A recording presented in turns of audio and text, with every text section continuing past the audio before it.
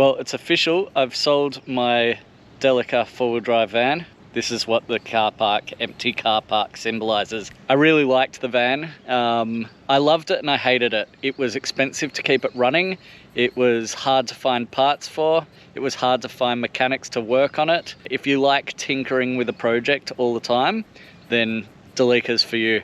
I don't know if you can see what's next in the reflection of my glasses, but I have bought another van. And she is a big girl, I can tell you that much. She's a bit interesting to drive. I'm not used to driving something so big, so I get a little bit nervous at the moment. But I'm pretty excited because, well, one, I can stand up in this van. Two, I can walk around in this van. I got a lot of plans for this van because I'm gonna move into this van. I got a lot of work to do on this van. So I want to tell you a little bit about what I'm putting in it and why. And I guess that's kind of what this video is. It's the very early stages. So let's start with a quick rundown of the electrical. I've gone for Adventure Kings for the batteries and inverter because they seem to do the job and they're cheap.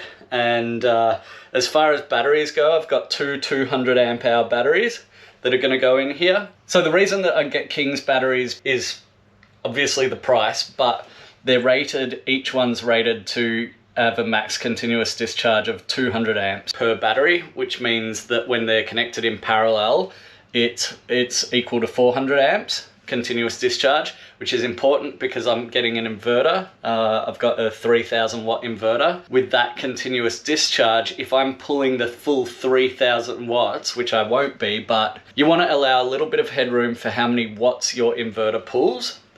So because you never want to be able to pull more than your battery is able to put out. So there are other batteries on the market that are 200 amp hours, which I could have got for about the same price, maybe even a little bit more, I'm not sure. But they're only rated for 100 amp output, right? So that means that two of those would be 200 amps output, maximum discharge, and if you convert that to watts, so you times that by 12 volts, that is 2,400 amps.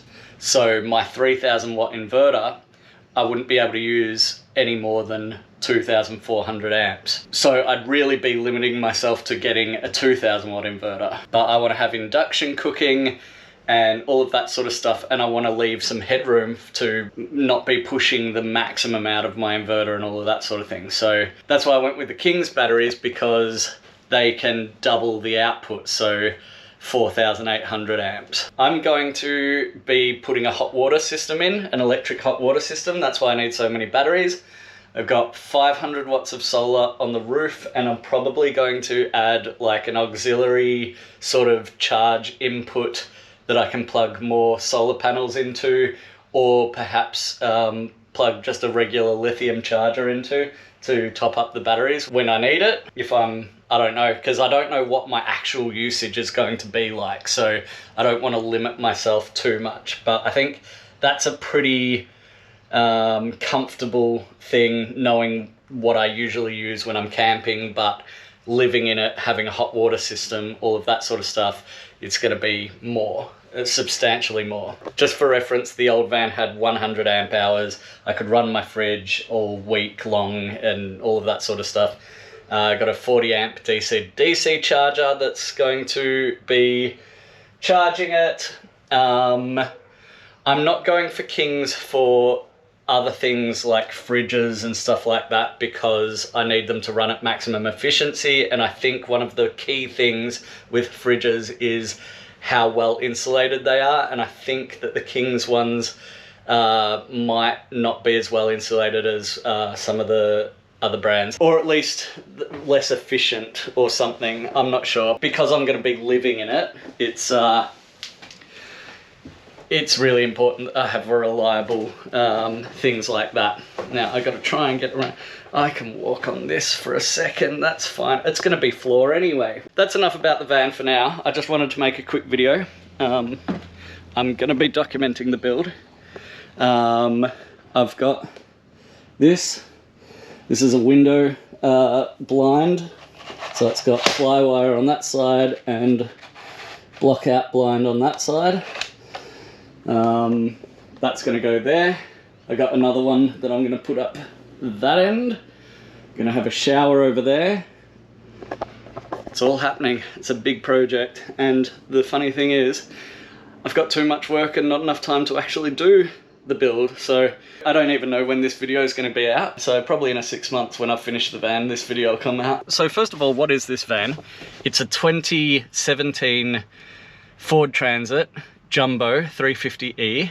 I got to be careful about not overloading it with weight because it's very big and I could get carried away, so I'm trying to build it as lightweight as possible. I have done one thing so far because it didn't come with any navigation or anything. I grabbed one of these cheapy things, but it fits perfectly. It does the job. 300 bucks off Amazon, and it was almost plug and play. It was pretty much plug and play, really, but there are a few things that aren't 100% on it, but that's fine. I can definitely live with it. Android, Apple CarPlay, it's got full Android, so that's pretty cool. I do have a subwoofer to install here as well, just because the stock speakers don't have that much bass.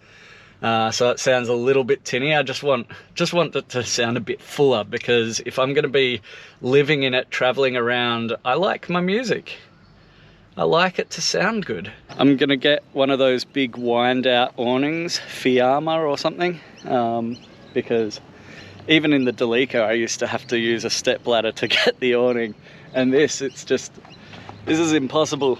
It's impossible for me. So I'm gonna get one of those with the stick that winds out.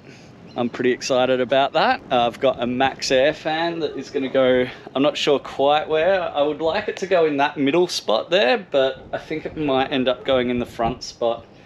But it depends on how big the solar panels are, how much space they take up on the roof. I wanted to get 350 watt solar panels, but after doing some measuring, I realized that they were probably going to make it look like an aeroplane hanging over the edge of the thing, and I really don't like that on vans. I want it to be pretty, you know, compact and stuff, and not too weird looking. So I've got two 250 watt solar panels, so 500 watts of solar, that should be enough. And as I said, the auxiliary. Yeah, anyway, I'm gonna get started. I'm gonna cut some wood today. That's all I need to do, is cut some timber. That's goal achieved for the day, because I've got other work that I need to do as well, and it's a Sunday.